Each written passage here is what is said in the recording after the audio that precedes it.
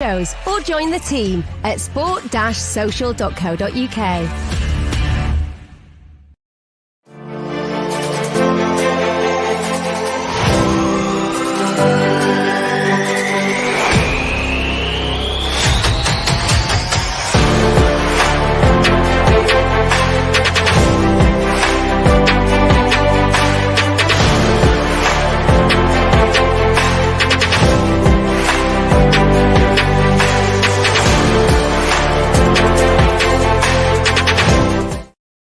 Hello, welcome back to the FPL Masterclass. It is game week 29. I'm your host, Haider, Rubbani, and I'm joined by Rob Blanchette as always. Guys, give us a follow on at TF Masterclass. Give myself a follow on at Haider_Rubbani. Give Rob a follow on at _Rob_B. FPL is a real minefield at the moment, Rob. To be honest with you, I've had a couple of bad weeks. Didn't really pay off. Hit 68 points, which is the average. And dropped down pretty much all my leagues, leading quite a few of them. And how are we going to navigate it? Because we've got another double game week. There's going to be a couple more as well towards the end. Is it time now to start taking gambles and trying to win your leagues? Yes, and it all depends on where you are in your league. So I think in weeks gone by, everyone knows I preach don't burn points. Well, I'm going to push against that narrative a little bit this week, and I'll explain why, and I'll show people what I did with my team. But I do think that now we're getting to the end of the season or pushing towards the kind of final, 9 game weeks, that you've got to try and get up your league somehow. So that comes through not guesswork, but just some constructive signings and trying to play to the form book. So I think in maybe the early part of the season, form is not massively important because it fluctuates so much. But we're going to look at some form players this week, and we're going to also try to exploit the double game week. So I've said before that when you've had double game weeks with lesser teams, don't go too crazy. This week, we have a double game week involving Liverpool, Tottenham Hotspur, and Arsenal. So there's plenty of good players to pick from there. That's the key, isn't it? See, a lot of people, we had a couple of double game weeks. There weren't that many great matchups, were there? And obviously people haven't really profited. But we'll look from this week, Rob. And look, Reece James was really the sort of standout pick. A lot of people who captained Reece James did very, very well. He only played one game. So, he had a great return there. You brought in Salah. We discussed him last week. He got you 9 points. Trent performing as always 12. I also captained Salah. He didn't really get any returns. Had a lot of chances, but didn't really get many returns there. Son got a goal. And we both had Broya as well. And then you bench boosted. So let's talk about that because you kind of got against what you usually say, don't burn points. But you did. You took a -4 point hit. And talk to me a little bit about your thinking behind this team. Well, that's why I used my bench boost as well, just to kind of balance those numbers. So I had a few really good players who were having the double game week, and I had Ramsey. I would like to have got Ramsey in my team. Now, he played the 2 matches. He got 6 points. So that's just 3 and 3. So nothing spectacular there. But I'd rather have those 6 points at this point in the season. If I'm burning 4 points, but I would have made one transfer anyway, I was trying to make it up elsewhere. So as you just said there, my 2 signings this week were Salah and James. You look at the collective numbers there, 18 and 9. That's really, really good. Unfortunately, Reece James couldn't play the second game because he's injured. So we need to consider that now for the coming game weeks. What I will say about Reece James as well, and we're trying to wait and see, is that it's a muscle strain. So we don't really know if that means he misses 1 week or 4 weeks. It could be nothing. It really could be nothing. So we have to kind of wait and see with that. But just with my team this last week, you can see 5 defenders are played. I think we're getting better numbers out of defenders and midfielders than forwards. So forwards, I'm not particularly too worried about. Joe Rodriguez at the bottom of my bench. Denner's double game week. Broya double game week. Neither scored, but they got me 4 points because it's a 2 and a 2. So that's why I think I was above the average this week. Got 82 points. Average was 68. Forget the highest score of 214 because that is all guesswork. If you can guess and get 214 points, well done. But it's too much like guesswork. But we are going to talk this week about how you roll the dice to be able to make just those extra incremental numbers and stay above the averages. Yeah, that's a really important thing, isn't it? Make sure you're above the average, and make sure you're not burning too many points. I've seen a lot of people do some crazy stuff on Twitter It's kind of opened my eyes to some of the mad strategies. But we're going to talk about those three teams. Game week 29. The opportunities really do lie probably in Spurs, Liverpool, and Arsenal players. So on the screen here, we're starting with Liverpool. And Trent obviously is fantastic. He's had great returns. 174 points. We know that Van Dijk and Robertson are obviously going to be playing most games. But would you be buying into, let's say, Van Dijk? Because traditionally, you don't really go for centre-backs. The wing backs essentially are like wingers in FPL. You've got people like Cancelo, you've got people like Trent. But Van Dijk is, one, keeping clean sheets, but two, doing stuff at the other end as well in terms of getting goals. So would he be a good buy-in if you didn't want to go or you couldn't afford to spend, let's say, the money on Robertson? Potentially, but I think there was a big question with Liverpool and Man City is not, do you have three players of those teams in? You must have three, but which three? Who are going to give you the value week to week to week? So Van Dijk's numbers are proven. You can see at 6.8 million, 136 points for a centre-back, really, really good. Every year, there's always maybe 2, 3 or 4 centre-backs that have that high volume of points every week accumulated because they get bonus points. So you just said there about Van Dijk scoring goals. He hasn't actually scored that many goals this year, I don't think. But he's led, hasn't he? He's got man of the match performances, many, many clean sheets. You can roll on. We don't want to tell our audience stuff they don't know, that they do know. We want to kind of dig into some of the bits we don't. So when you look at Liverpool here, the choice for, I think, everyone is a lot of people are looking at Salah, of course, but then who partners Salah in there? Do you go with a Mane? Do you go with a Jota? Do you go with someone else? Or is your core the defence? So for me this season, I've gone really simple. Alexander-Arnold and Robertson. Those two are the guys who I think got the most upside, even with such high values. They get you goals and assists. Alexander-Arnold's been on fire this year. His numbers have gone up even further, 8.5 million. If you didn't buy in early, that now might seem like a lot of money for a defender. But if you think that Liverpool are on a title challenge, and so for the final 8, 9, 10 weeks of the season, they are going to be really pushing hard for clean sheets because that's where they are in this part of the season. They need to get there to win the title. I think that these two are the easiest buys. I think Matip at 4.9, it depends if he plays or not. If there's an injury to one of those two fullbacks, I think Tsimikas at 3.7 is the bargain of the century because he will play. He plays left side and right side, so he will get minutes. I think as it stands, you've got to kind of look at it as these two plus one. Now, the other one is probably Salah, but we're going to talk about one other new Liverpool player who's just come into the squad. Yeah, and the thing is with Matip, he's great value at 4.9, but Klopp has been rotating him and Konate. So that look, if he was playing week in, week out, he'd be a really good option. He's still got some great returns. Look, 94 points is really good. Mm-hmm. Let's talk about that new addition, Rob, Luis Diaz. And it's very interesting because with the eye test, he looks absolutely phenomenal, doesn't he? What a great dribbler, great agility. Really exciting. I genuinely think Liverpool have found themselves an absolute gem. I said this on Twitter the other day. Every time I watched him play, I've been impressed. He's obviously only owned by 2.2%, so he is a bit of a differential.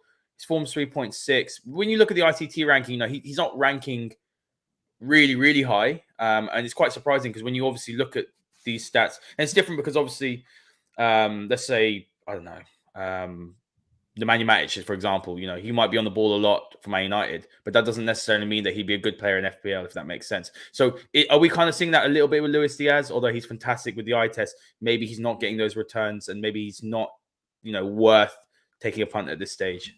Yeah, it's where kind of like FPL and the real world kind of cross over. And it's like in that sweet spot, that Venn diagram, how do you make points out of a player? So Luis Diaz come to Liverpool. He's excellent. Fantastic. Started matches. You can see how robust he is, how important he will be to Liverpool's title challenge in the weeks ahead and for the years ahead. But is he a good buy for FPL? So the current figures, as you just kind of touched on there, £8 million. It's expensive. It's at top end of mid-range, but it is still pricey. Form is 3.6, so nothing to really dance or sing about at the moment. But is he going to explode over the league in the next 8 or 9 weeks? So this will be where, in terms of differentials, where players will either make a huge benefit from making a guess, or whether do they stick with their perennial Liverpool players. So as I just said there, for me, it's Robertson, it's Trent, and it's Salah, which means I have no room for Diaz at the moment. So that's the unfortunate thing. If Salah got injured tomorrow, that might be something to consider. But I do think that kind of when you dig into his numbers at the moment with Diaz, the first few games, they're okay. But do I want to take one of my 3 Liverpool trident to be a player who's not delivering all the numbers? Have we got the game week numbers there as well, Haider? For him? Yeah. So we look at game week numbers for him. So here we go, 5 weeks. So he's played pretty much 90 minutes for these 5 games, and he's played really well, hasn't he? You know, we've seen him in the flesh that he looks really, really good. He's going to help Liverpool. But he's returned numbers of 3, 0, 9, 3, and 3. Now, does that mean 18 points over 5 games? Do I find him attractive at £8 million? The truth is, no, not really. You know, 1 goal scored and no assists. And it's that assist thing that worries me more than anything, because he will score goals. He's a goal scorer. He can put the ball in the net. But he's got Salah and Mane inside and Jota at times, 3 elite goal scorers, and he's not helping them yet. But he might well do. So I'm sure Liverpool fans might take a punt on him if they don't want to go heavy on their own defenders. But I think at the moment, would I go for Diaz as it stands? Well, with a double game week on us, no, because what if he even gets rested for one of those double game weeks? You've got to try and hedge your bets. And I still think Salah, even at his incredible price, is the better option. Something to add as well. I remember the game against West Ham, I believe. He made a great sort of mazy run, very direct, and you could have just slotted Salah in, and Salah would have probably scored. And that's actually a really good point. The assist column is actually something that I didn't think about with Diaz. But as we move on to the next slide here, we're going to talk about Spurs. Spurs are a very, very funny side. Very Spursy, to be honest, Rob. You know, they can go and beat City, then they lose to Burnley. You know, and obviously, look, Leeds are everyone's whippy boys, let's be honest. And then they've gone and beaten Everton, who look absolutely shocking as well. So, I mean, is it the right time now to maybe start buying into Spurs? And we're looking at the defenders here. And this is based on form. So you can see, you know, Doherty's at the top, and then you've got Sanchez at the bottom. And look, some very reasonable players there. But I do want to pick out one player that has been very, very good that's injured, Sessegnon. You know, he's had some really good form. He seems to have emerged as he was the option on that left-hand side over Reguilon. So what would players be doing then? Because Doherty seems to be getting a lot of games. You know, Emerson Royale's now on the bench. Is it maybe time to be looking at that man in the second on the list, and that is Davis? Potentially. I think we talked about hedging bets and bringing in players and maybe burning 4 points to get an extra player in from a double game week. The added caveat for game week 29 is having one eye on game week 30. Why is that? Game week 30 is a blank game week. So there's only several teams playing because of a reduced schedule. Now, Tottenham are one of those teams. So this makes Tottenham a double more exciting prospect for FPL managers. So the way we've broken it down here is to kind of look at the metrics of their main core of their defense and their midfield, and we'll also touch a little bit on Harry Kane. But Tottenham are one of the teams that feature in game week 30 and have a double game week this week. Arsenal are one of the other teams as well, double game week this week, even though they are playing Liverpool in that double game week. And then they are featuring in game week 30. Game week 30 is going to cost a lot of people a lot of points, because you're going to have your Man City players and your Liverpool players 3 and 3 sat on your bench. You're not going to get any points from them. So I wouldn't go crazy on teams who are playing in game week 30, but certainly if you can get double game week out of it, and you've got Spurs and you've got Arsenal, you should look at them. So you just highlighted Davies.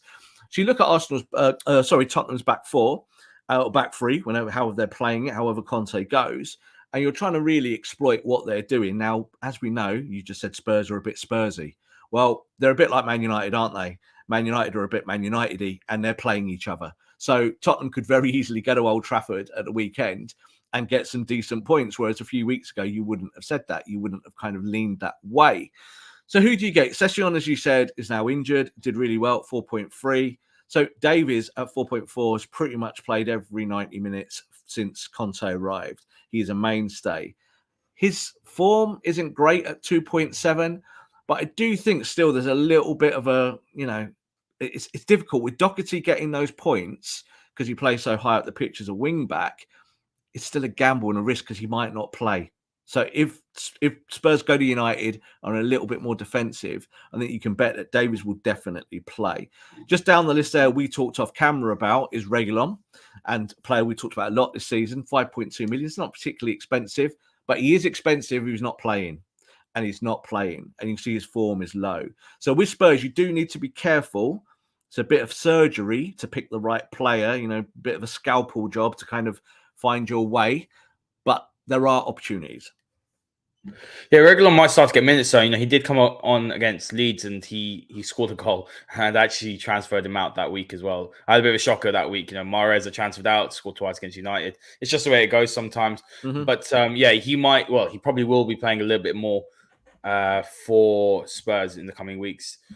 Now the midfielders, and look, the one that really obviously stands out to me is Son. He's a premium player, great form, 6.2 at the moment. But Kulusevski, he's sort of gone under the radar a little bit. Obviously he's got a couple of goals, a couple of assists. Looks a really good player. Very talented when he was in Italy with Parma. Obviously didn't really have him from Juventus. But looking at that price, Rob, 6.1, he's probably going to play on that right hand side. He's sort of playing in the channel, isn't he? He's creative. He's cutting in onto his left foot. He's got a good delivery. He's found Kane a few times. He could be a really interesting buying because it looks like Lucas Moura's out of favor at the minute and his form's pretty poor at 1.3. Bergwijn's another one as well. He's not really getting many games coming off the bench. So if I'm looking at Spurs' sort of midfielders and I can't afford Son, let's say, for example, I'd be really looking at Kulusevski. Definitely, 100%. And I think his form has been sensational. So again, an under-the-radar purchase by Conte. And the whole thing with him was whether he'd come in and kind of be a bench player or just a supplement. No, he's a starter. He very much is a starter. He's getting goals and assists. And he looks good. So this is, I think, a difference between, we just said there about Luis Diaz, who to the eye test looks fantastic, and yet someone like Kulusevski, who is playing in that front three with Kane and Son, who, again, FPL perennials, aren't they? And he's helping them by getting assists and he's helping them by scoring. So I think at 6.1, if you're looking for a potential Jared Bowen replacement, so Jared Bowen got a bad knock the other day. It does seem that it's not serious. So he should be back for game week 30. But if you want to exploit it this week, but also know that in game week 30, you've got a player who will play, because Kulusevski will play, or should play at least, unless there's rotation, then it's a really, really shrewd buy. He said with Son, 10.8 million. He is in my team, someone I went in for early. And the reason why I went in for him early is just that looking at Spurs' run of games and with this double game week coming up, I always just felt it was kind of a very easy pick. Because again, even if Spurs don't play well, if they lose 4-2 in a match, Son might get you a goal or two or an assist or two. So it's not always dependent on the team's form. It's looking at the individuals and what they can provide. Good points. And a really good point, just to sort of finish on this section, Rob, is that Son and Kane will now have a creator, don't they? Back in the day under Pochettino, when they did have Dele Alli, who was playing very well, it's a trident in the attack. And, that's an extra person now that can find Kane in the box. And that's why I'm just looking at the form to price as well. And it's almost a no-brainer. At 6.1, it's a very, very good price. But let's move on to Harry Kane, and this is his form. I didn't quite realize how many goals he scored over the last 4 games. He's got 5 goals and 1 assist. And look, Spurs have scored 9 goals in the last 2 games. Against 2 poor sides, let's be honest. But he's really starting to pop, isn't he? He is, and it's expected. I think, again, we talked about Harry Kane plenty this season and about when was the right time to buy in. If you're looking at maybe a game week treble of players, we talked about Kulusevski there and Son, you could go with those two and Kane, because I think Manchester United are there to be picked off. Their defence is not good this month or this year, so there's an opportunity there. And then there's obviously the 2 double game weeks there, and then having the 3 players ready for game week 30 on a blank game week. So there's the buy-in here. If you haven't got free transfers and you haven't got wild cards and you can't use them, this might be the time to burn those 4 points, because it looks like they'll make you up those points next week as well. So I think this is the opportunity for FPL managers. At the moment, I still can't go with Harry Kane. Why? Because I have gone with Son. So in terms of premium, that's my choice. That's what I've done. But I would not be surprised that if you get Man United fans, say for instance, who don't want to buy Liverpool players, like we've said before, and don't want to buy Man City players, but they want to focus on one or two clubs, this week definitely Tottenham should be one of those teams, even though they are playing Man United. And also the other team, of course, is Arsenal. So I think we look at Kane here. His numbers just jump out at you. 13 to 11, 13 points per week in the last 4 weeks. And one of those weeks was against Manchester City, who are the best defence in the country. So Kane is popping, destroyed Leeds, destroyed Everton. And, not good news for Manchester United, but it shows that Tottenham are on the front foot. Yeah, absolutely. And let's move on to those Arsenal players as well. And look, we're pretty aware of the form of Saka. He's been sensational this season. Again, look, 6.6. Next season, Rob, he's going to be a 8.5, I reckon, million player, a million pound player. He's going to be up on that sort of high end of the mid-range players. Maybe even more, you never know. But his returns have been very good this season. Odegaard, again, look, the price is mad, isn't it? 5.5 million. For Odegaard, so creative. He's got decent form. Smith Rowe looks like he might be a doubt. And even when you go to the bottom of the list, Martinelli, 5.3. We were just talking off camera, and we were both shocked, weren't we, at still how cheap he is. Yeah. Arsenal have got some really great value for money. They're playing really good football at the minute.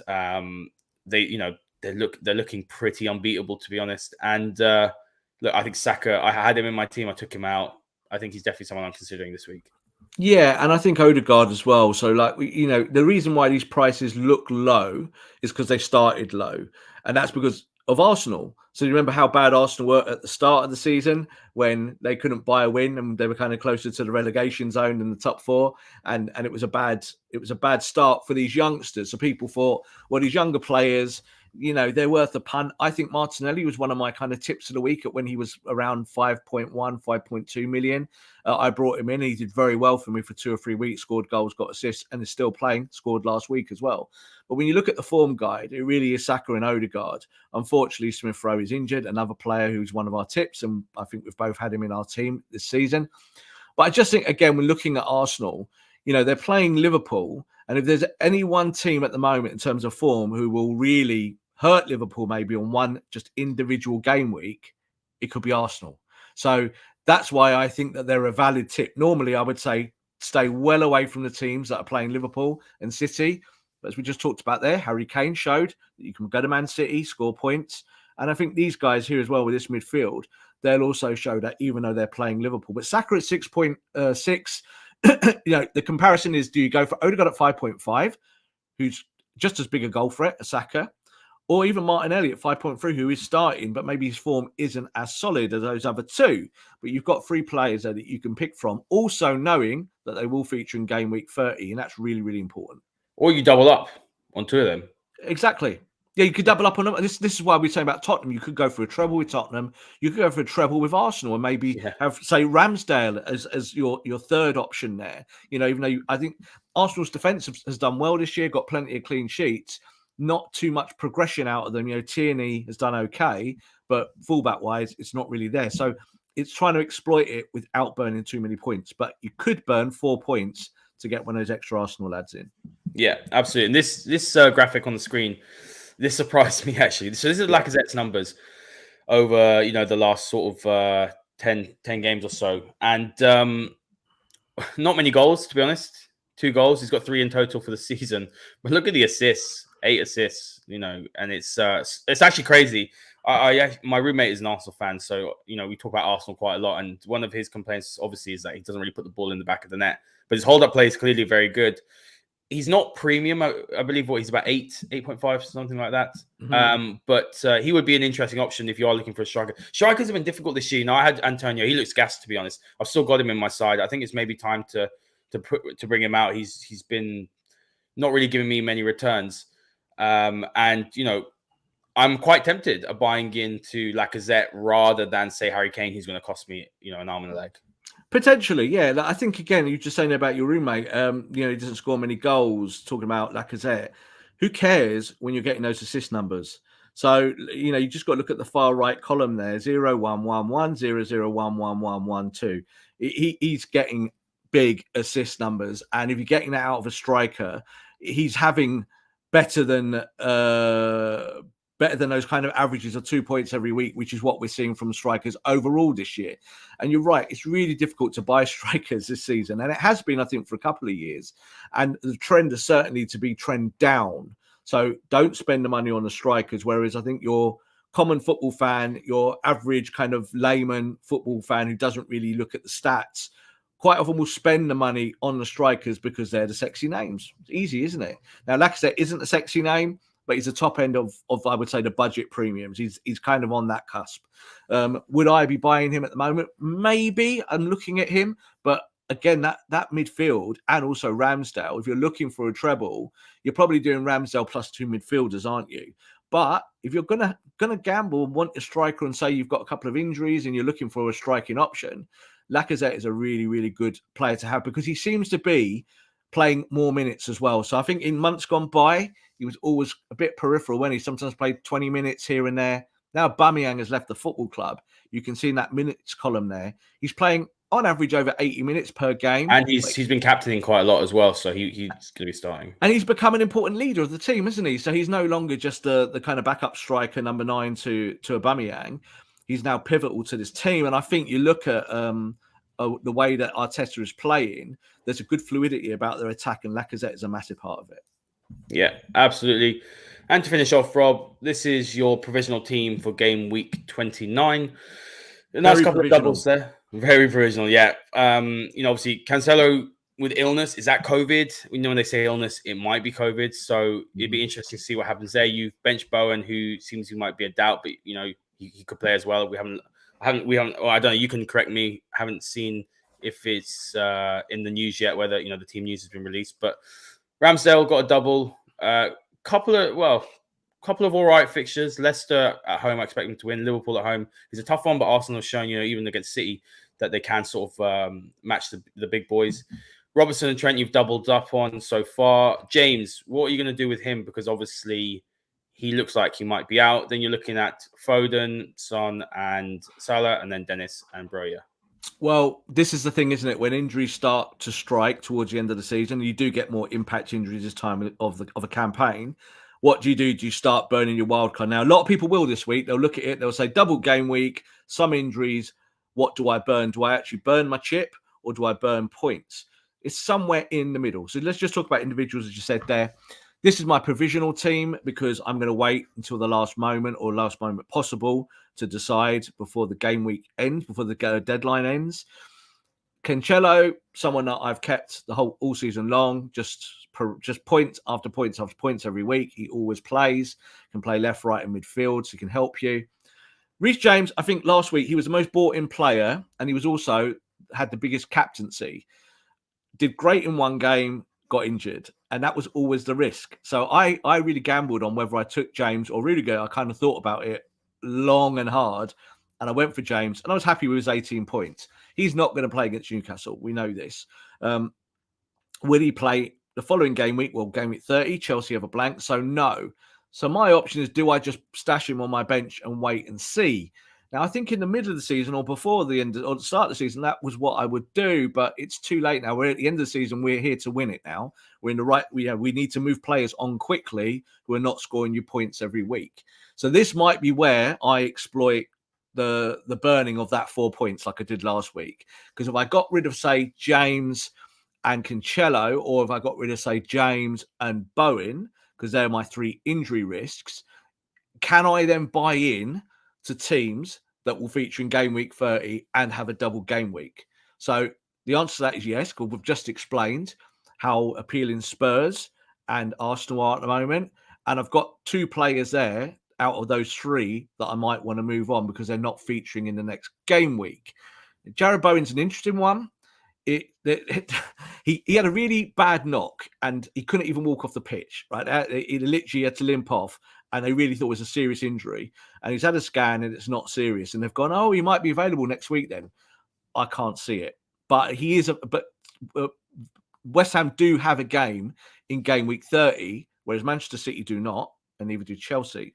So this makes me think. So this is why I'm waiting till the very end, because I want to exploit that. I probably will go 1 Tottenham, 1 Arsenal extra, or maybe 1 Tottenham, 2 Arsenal, and move out a Cancelo and a James and take the big points hits.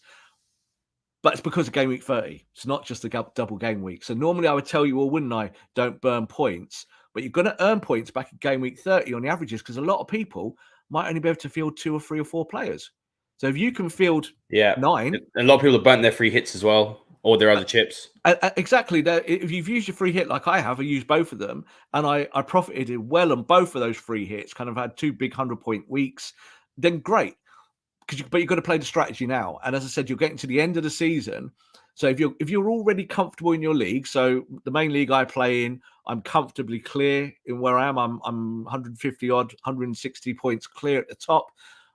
I know I'm going to win that league, so I don't care. I can burn 4 points and maybe turn those 4 points negative into 10 or 20 points.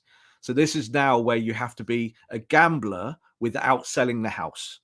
Yeah, so you don't want to do it for game week 30, but if you can have one eye ahead on that future game week, you could do very, very well out of just investing that 4 points. And we're going to finish on that note, Rob. Guys, as always, hit the like button, hit the subscribe button, give us a follow on at TF Masterclass, give myself a follow on at Haider_Rubbani, and give Rob a follow at _Rob_B. The Masterclass will be back on Sunday at midday. That is the day after Manchester United versus Spurs. Big game, and that's at 5:30, obviously, on the Saturday, Rob. And make sure you check out the Ten Hag video that I did with Karen as well. It's fantastic insight. Obviously, that is hotting up. And, myself and Rob will be doing a Ten Hag tactical special very, very soon. Have a lovely day, and we will see you all next time. This podcast is part of the Sports Social Podcast Network.